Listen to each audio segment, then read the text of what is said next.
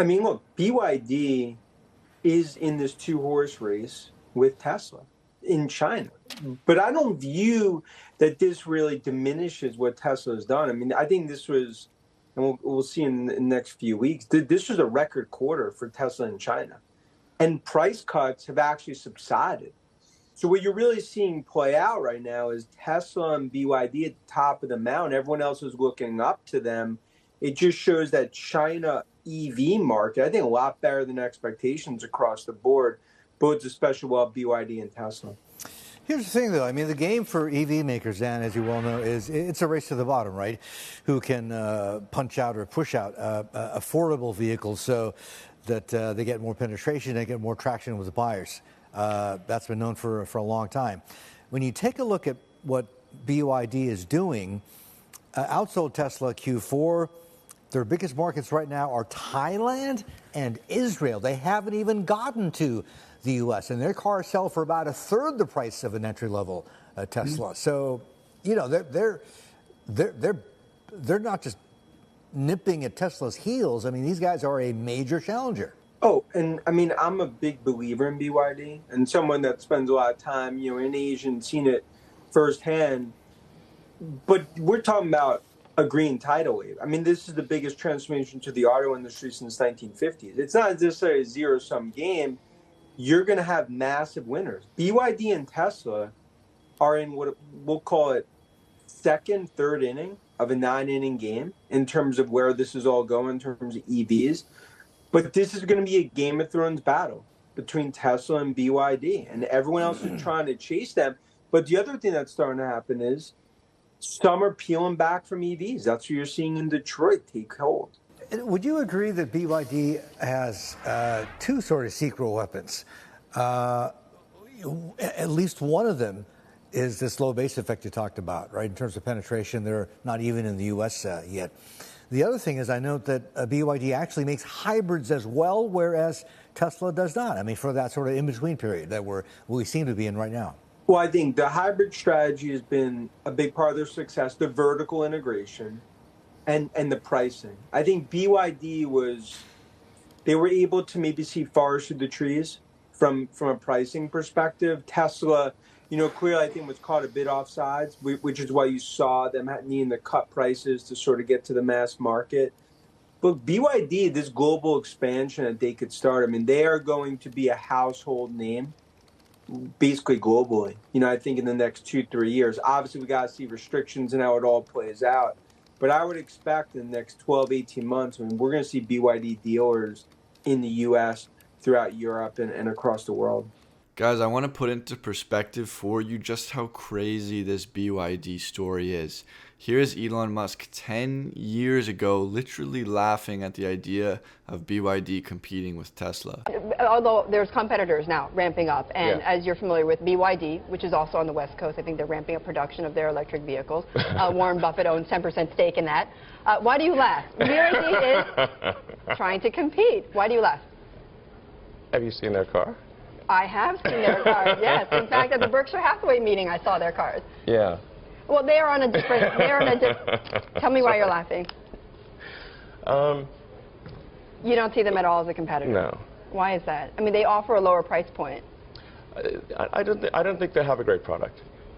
Why is that? I don't think it's particularly attractive. The technology is not very strong. And BYD as a company has pretty severe problems in their home turf in China. Right. So I think their focus is, and rightly should be, on making sure they don't die in China. Okay. What about for you? When are you going to turn a profit on Tesla? Well, we think probably 2013.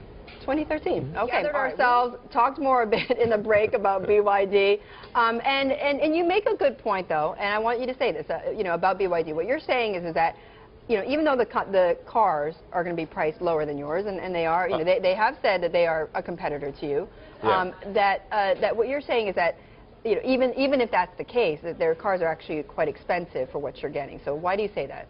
Yeah, something that surprised me was that when we priced the components, the various elements of the supply chain of the Model S, we found that China was uncompetitive This is really surprising. I mean, I thought that we'd be sourcing a lot of components from China. Right.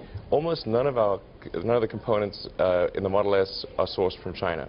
In fact, we find California manufactured articles to be more cost-effective than China. Why is this? I don't know. It was a shock to me too. And if we fast forward to today, almost all of Tesla's parts are sourced in the United States. Cybertruck just became the most American-made truck. And there's two big struggles I see for BYD as they try to enter the US market. And the first is the Inflation Reduction Act. Tesla is going to be getting the EV tax credit because they meet all the requirements in the US. Well, BYD is going to have to come into North America and assemble their vehicles in North America if they want to qualify for the EV tax credit.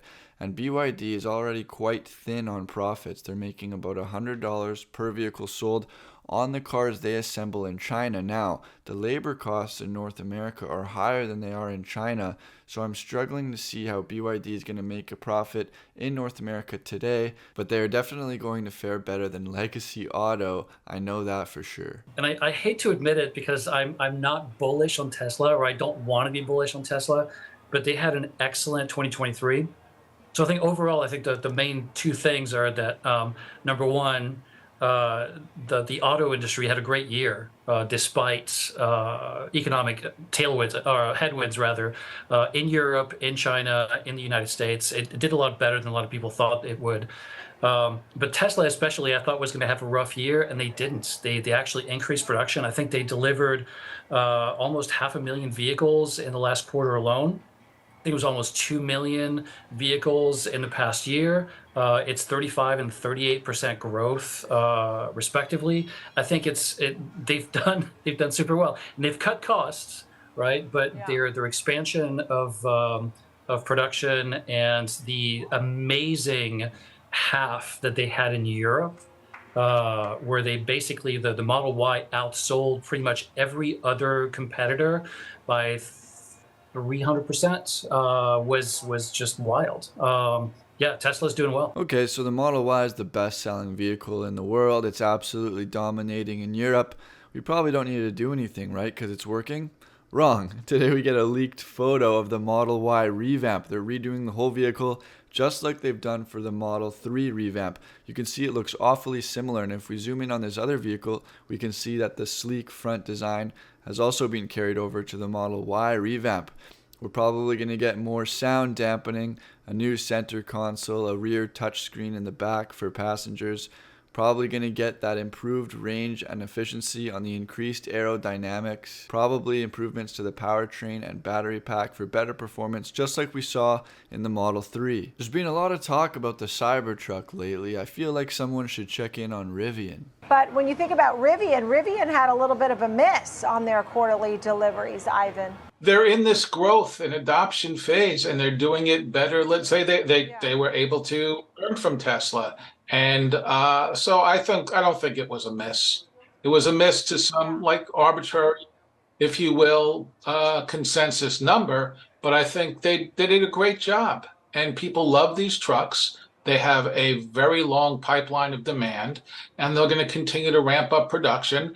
And the other side of the electric delivery van, moving beyond the 100,000 unit commitment from Amazon, opens up a huge opportunity for them. Well, yeah, I think they're going to need all the help they can get, and AJ's going to help us understand why. He's a former investment analyst at Goldman Sachs. He's probably my favorite account on Twitter right now because he publishes such great research. He writes, "What stood out to me in Rivian's deliveries announcement today was not only the low deliveries number, but also the high production number. Rivian overproduced by 3.6 thousand vehicles. I estimate this alone to have an approximately $350 million negative impact on Rivian's fourth quarter free cash flow. This is bad news for the following reasons. 1. It appears now unlikely Rivian can continue its cash burn reduction trend which started in the second quarter of this last year. 2. It appears likely Rivian won't be able to bring cash burn down below negative $1 billion. 3.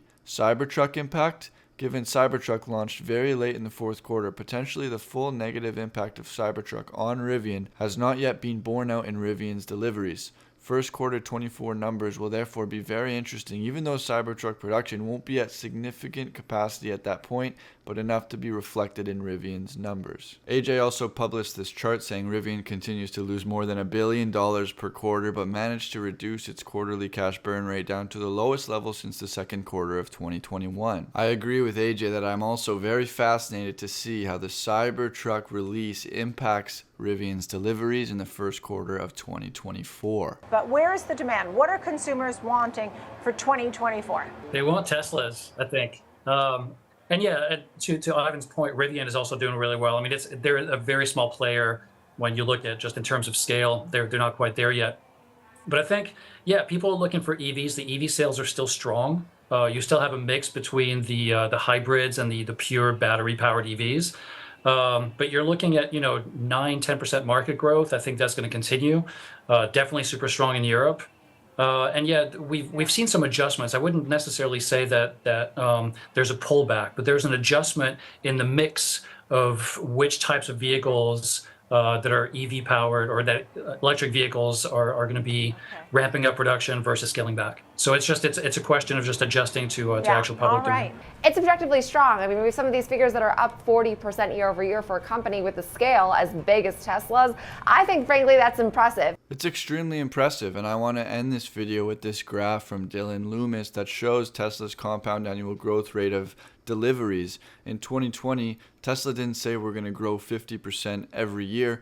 We're going to grow 50% on average, and they're actually still on pace with what they said in 2020, despite only getting 38% growth this year. And in 2024, you have guys like Dan Ives projecting 2.1 million vehicles. Again, that's not 50% next year. But if we look at the following couple of years after next year, you get the compact car, you get Cybertruck ramp, and maybe the average over the years is still going to be that 50% compound annual growth rate. Is it likely we get to 20 million vehicles in 2030? Probably not, but this company has proved us wrong again and again. They do the absolutely unthinkable, the absolute impossible. So it's always your best bet to just hold on, play the long game. It's paid off for everyone who's done that in the past. So I hope you guys enjoyed today's video. Make sure you subscribed, and I'll talk to you soon.